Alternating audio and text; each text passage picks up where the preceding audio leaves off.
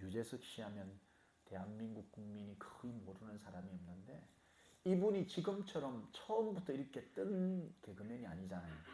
처음부터 유명한 개그맨이 아니었다고 합니다. 처음에는 원체 이 카메라 울렁증, 방송 울렁증이 있어가지고 카메라를 들이대면 그냥 이 말을 제대로 못한다고 합니다. 그래서 실수를 막 많이 하니까 막 처음에 조금 방송을 해보려고 하다가 PD들이 막 기피를 하는 거죠. 실수를 많이 하고 말을 못하니까. 사석에 가면 그렇게 말 잘하고 재밌게 잘하는 입담이 좋은 개그맨인데 방송이 시작되면 말을 버벅대고 못한다는 거죠. 그러다 보니까 일이 점점 줄어들고 참 어려운 시기를 보냈다고 합니다. 그래서 급기야는 얼굴을 가리고 메뚜기 탈을 쓰고 나와가지고 방송한 그 방송이 뜨기 시작해가지고 오늘의 유재석이 있다 이런 말을 그분이 간정 아닌 간정이죠. 근데 그분이 이제 노래를 하나 만드는데 작사를 한 곡이 있어요.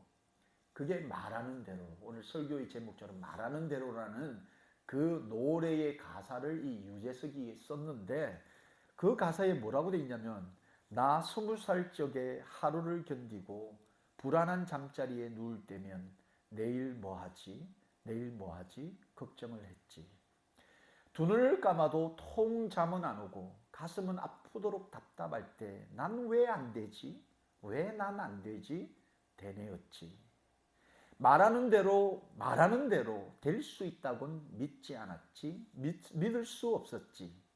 마음먹은 대로 생각한 대로 할 수 있다는 건 거짓말 같았지. 고개를 저었지. 너무 안 풀리니까 자기의 인생이 너무 안 풀리니까 말하는 대로 될 수 있다고는 믿지 않았지. 믿을 수가 없었다는 거죠.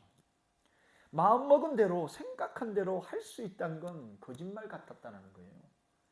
내일에 뭐 스케줄이 없으니까 된다라는 보장이 없으니까 그 20살 적에 얼마나 마음이 힘들고 답답했는지 자기가 말한 대로 생각한 대로 마음먹은 대로 세상은 안 될 거라는 그런 의심이 자기 마음에 있었다. 이런 고백들을 하는 거죠.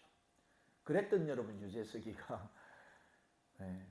정말 세월이 흘러가지고 대한민국 사람이라면 다 아는 유명한 개그맨이 되어버린 거죠.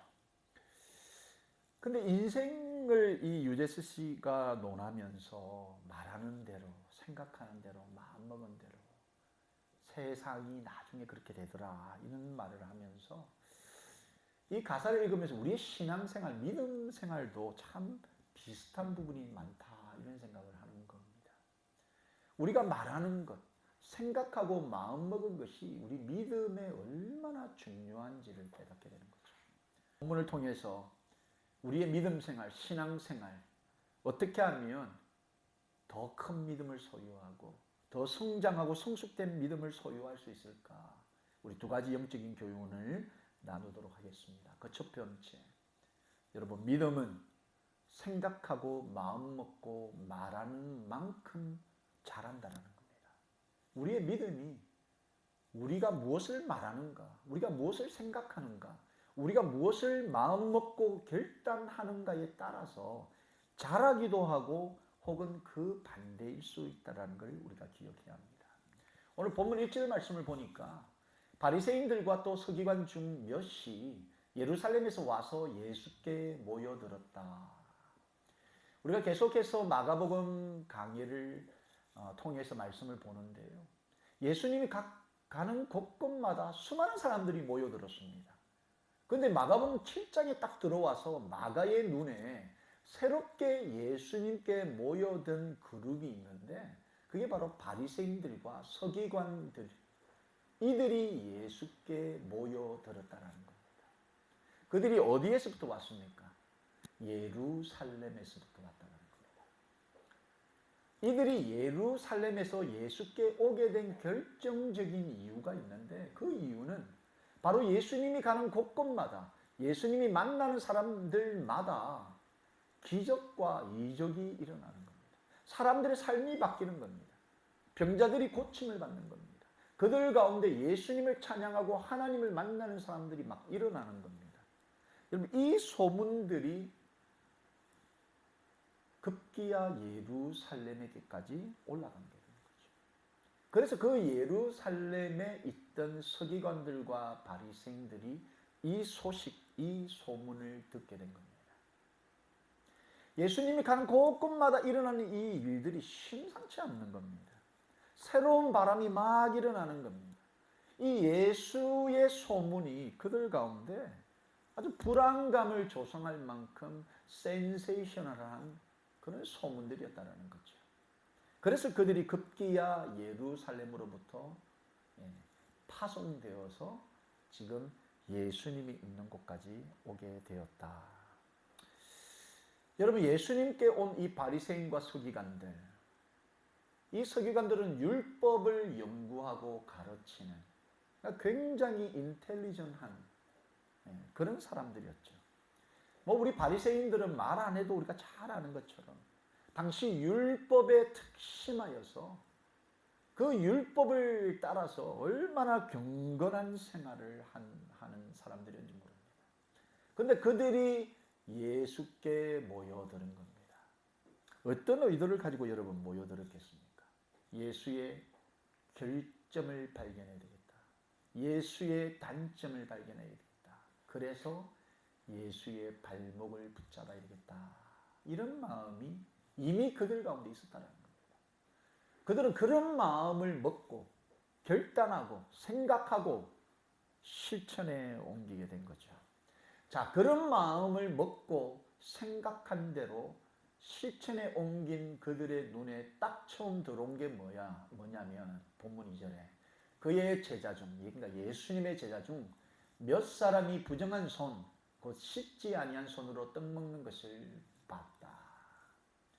여러분, 이 신앙생활하면서 마음먹은 대로 생각하는 대로 보이는 겁니다.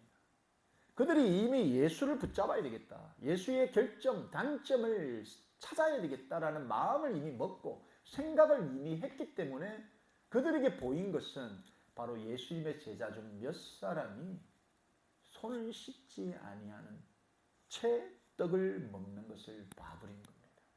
씻지도 아니한 손으로 떡을 먹고 있다. 본문 5절에 이에 바리새인들과 서기관들이 예수께 묻되 어찌하여 당신의 제자들은 장로들의 전통을 준행하지 아니하고 부정한 손으로 떡을 먹나이까?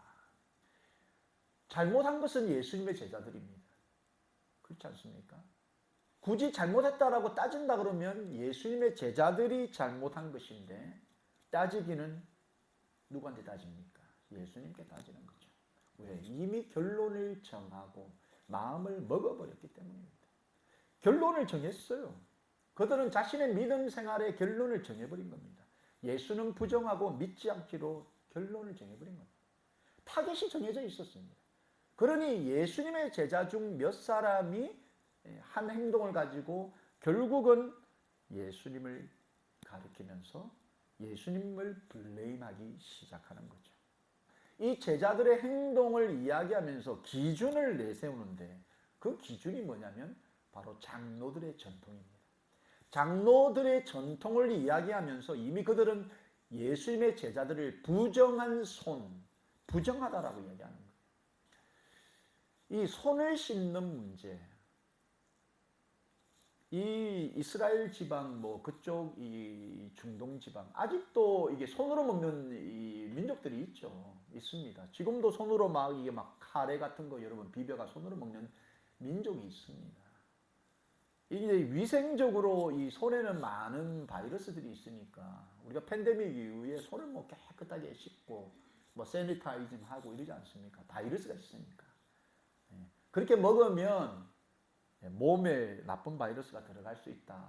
이 위생의 문제죠, 사실. 위생의 문제. 이 위생의 문제. 근데 이 위생의 문제가 이 바리새인들과 서기관들, 이 유대인의 삶 속에 어느덧 오랜 포로 생활을 지나가면서 이게 자신들의 의식화되면서 이게 성결, 그러니까 깨끗함의 기준이 되어버린 거예요. 깨끗함의 기준이 되어버린 거예요. 이 위생의 문제가 위생의 문제로 끝나는 것이 아니라 이것이 하나님 앞에서 바르게 거룩하게 살아가는 기준으로 자리를 잡아버린 겁니다. 그러니까 전통으로 자리 잡아버린 거예요. 사람이 더러운 손으로 먹으면 위생적으로 위험하다는 것이 문제였는데 이게 어느덧 이렇게 안 하면 하나님 앞에 거룩하지 못한 사람으로 전통이 되어버린 겁니다. 그러니까 이 사람들 이 전통을 목숨을 걸고 지키는 겁니다. 전통을 지키지 않으면 하나님 앞에 거룩하지 못하다. 그런 그들 앞에 예수님의 제자들이 씻지 않은 손으로 떡을 먹고 있으니 이 사람들이 부정하다라고 생각을 하는 거죠. 그러니까 그들이 붙잡은 것이 바로 장로들의 전통이고 유전이라는 겁니다. 3절 4절에 이렇게 말해주고 있는 겁니다. 바리새인들과 모든 유대인들은 장로들의 전통을 지키어 손을 잘 씻지 않고서는 음식을 먹지 아니하며 또 시장에서 돌아와서도 물을 뿌리지 않고서는 먹지 아니하며 그 외에도 여러 가지를 지켜오는 것이 있으니 잔과 주발과 녹그릇을 씻음이러라. 근데 여러분 3절 시작하면서 가로가 있고 4절 마치면서 가로가 있습니다. 이 마가복음의 첫 번째 독자가 누구냐면 이방인들이에요. 이방인들을 위해서 지금 이 장로들의 전통을 지금 마가가 설명을 한번 더 해주는 겁니다. 주석을 달아주는 겁니다. 니네들은 잘 모를 텐데 이 바리새인들과 모든 유대인들은 장로들의 유전이라는 것을 지킨다. 그 안에는 손을 씻지 않고는 음식을 먹지 않고 또 시장에서 돌아왔을 때 물로 정결하게 하지 않으면 식사를 안 한다. 또 여러 가지 그릇 이런 것들을 막 씻는 그런 전통들이 있다라는 것을 마가가 다시 한번 설명을 해주는 겁니다. 자신들 외에는 알지도 못하는 그런 전통을 내세우면서 지금 예수님을 비난하고 있는 거죠.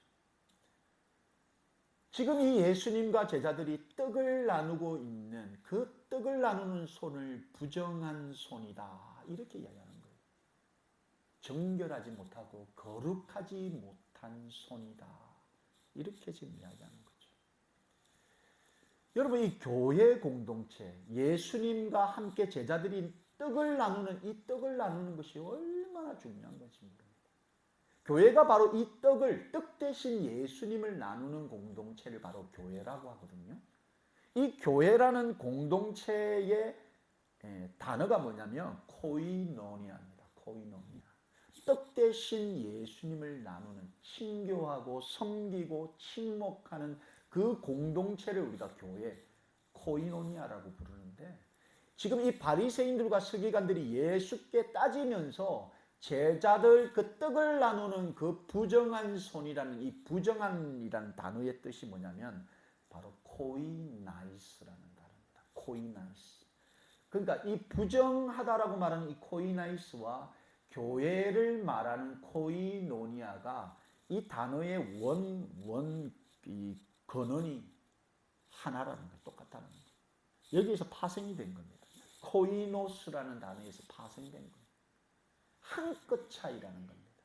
예수님의 이 공동체가 예수님이라는 그 떡을 서로 나누면서 사랑하고 섬기고 서로 친목하고 함께하는 조직이요 공동체인데 이 지금 예수님과 함께 그 코이노니아, 교회, 친목, 친교 하고 있는 그 사람들을 바라보면서 부정한 것으로 바라보고 있는 사람들, 그들이 바로 바리새인들이고 서기관들이라는 거예요. 그래서 여러분 이 믿음이라는 것이 무엇을 생각하고 무엇을 마음 먹고 무엇을 바라보고 무엇을 생각하느냐 이게 너무나 중요하다는 거예요. 우리의 믿음이 잘할 수도 있고 그러지 못할 수도 있는 겁니다. 성장할 수도 있고 오히려 쪼그라들 수도 있는 겁니다.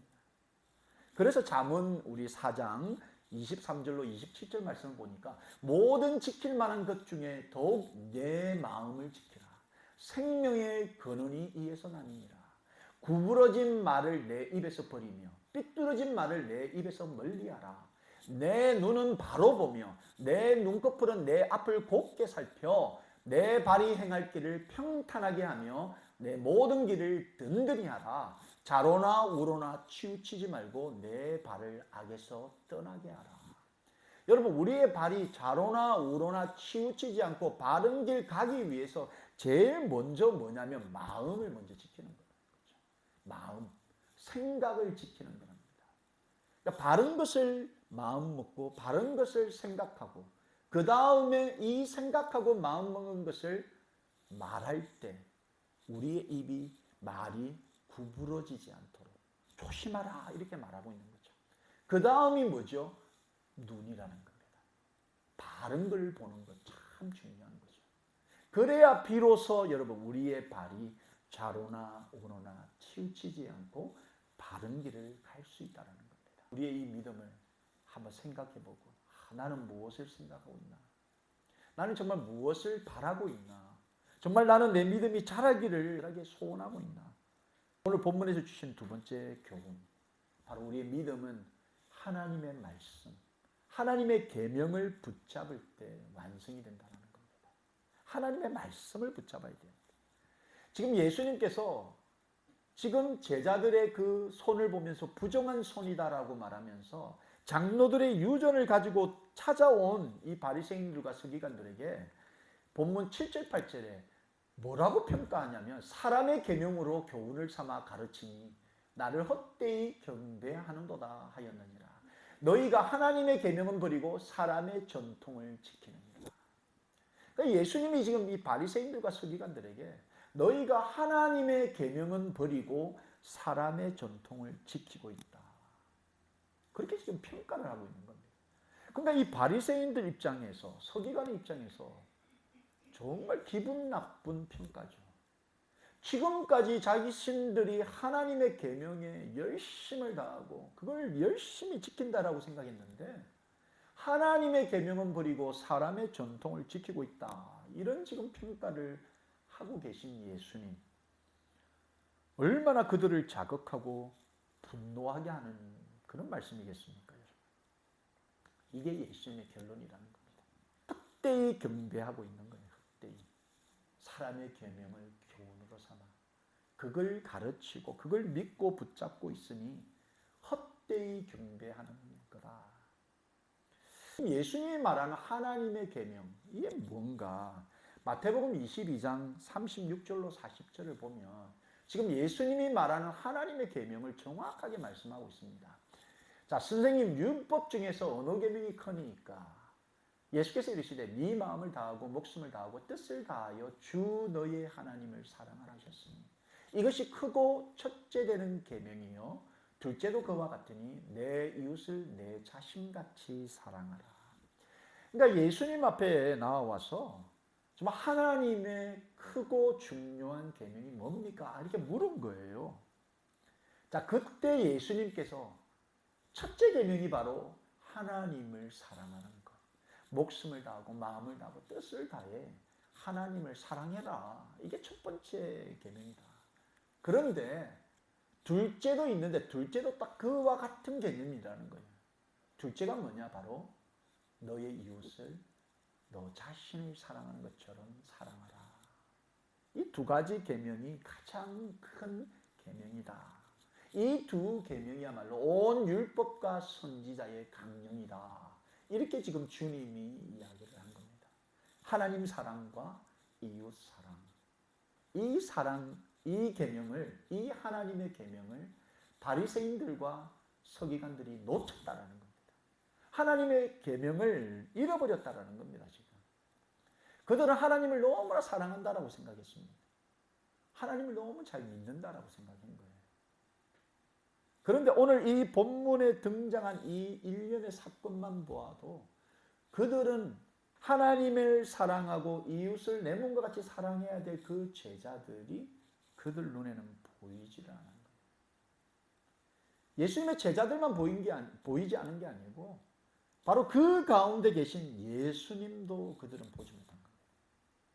하나님을 너무 사랑한다고 하면서 사람도 보이지 않고 예수님도 보이지 않고 그곳에서 지금 벌어지고 있는 교회의 모습을 그들은 보지 못하고 있는 거예요.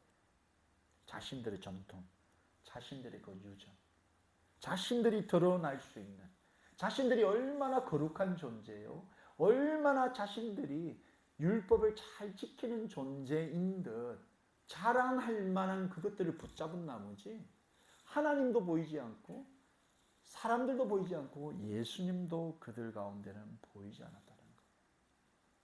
그들 눈에는 한자리에 모여서 기쁨으로 떡을 나누고 있는 그 아름다운 공동체가 눈에 들어오지 않은 겁니다.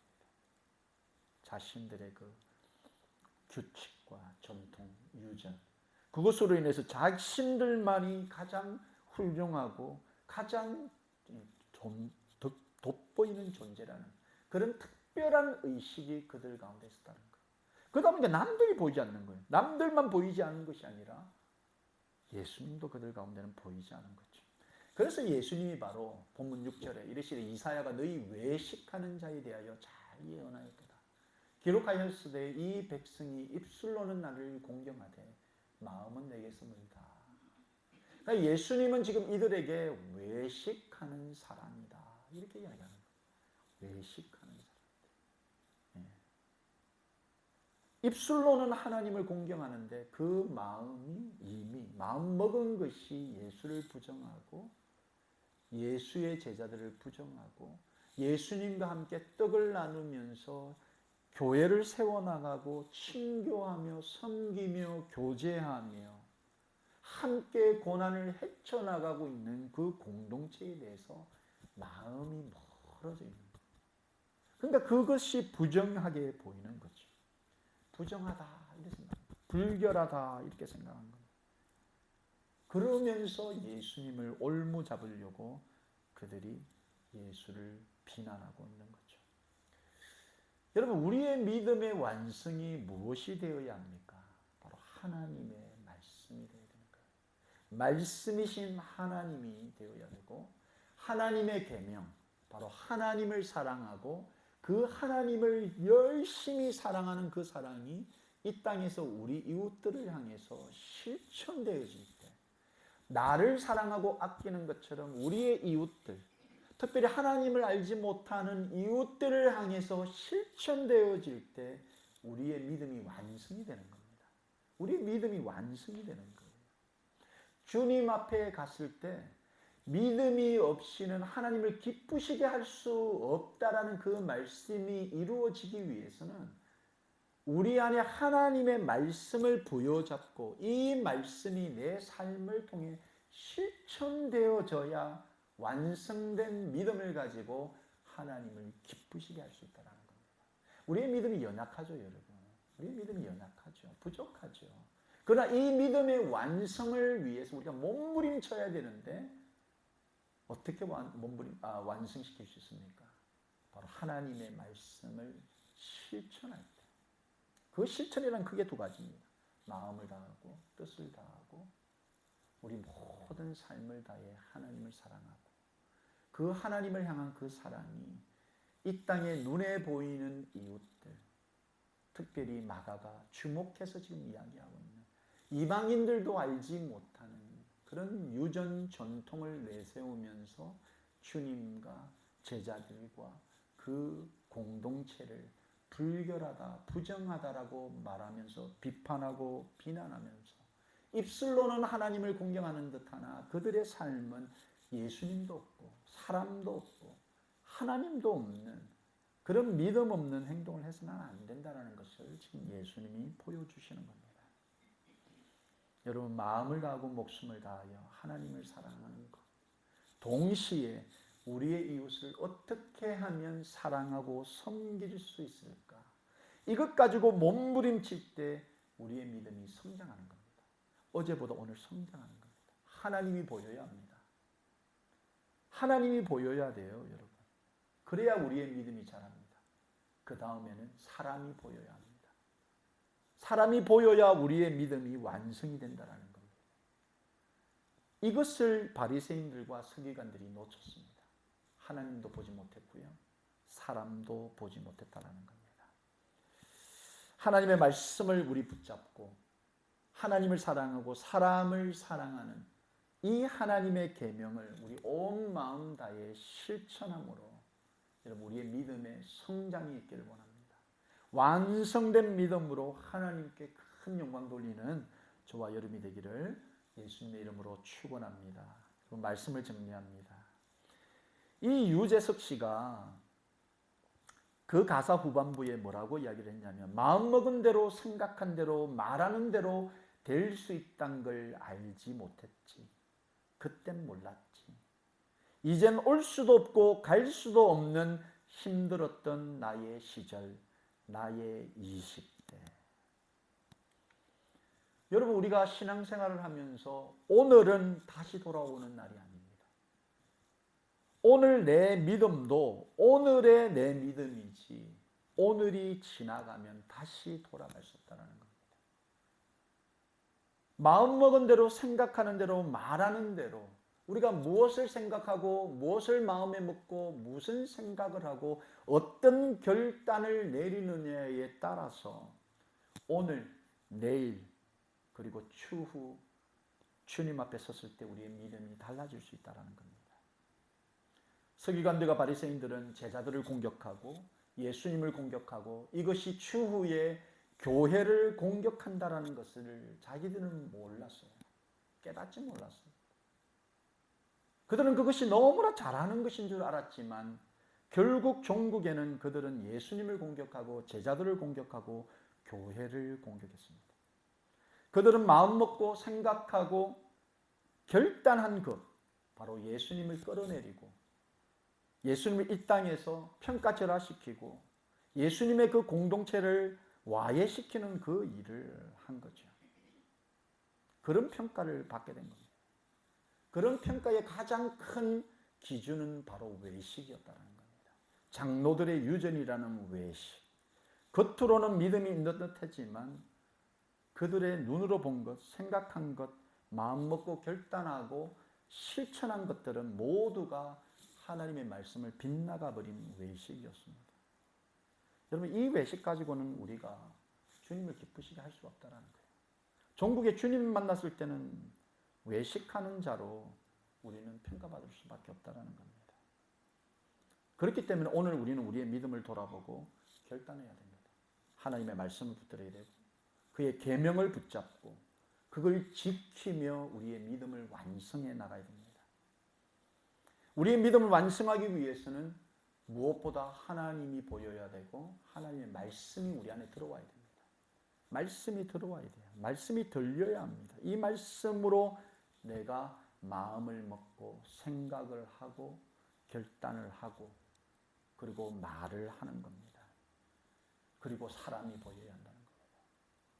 지금 내가 하나님의 말씀을 붙들고 내 믿음이 성장하는가 아닌가는 결국 우리의 삶 속에 사람이 들어오기 시작할 때 우리의 믿음이 성장하기 시작하는 겁니다.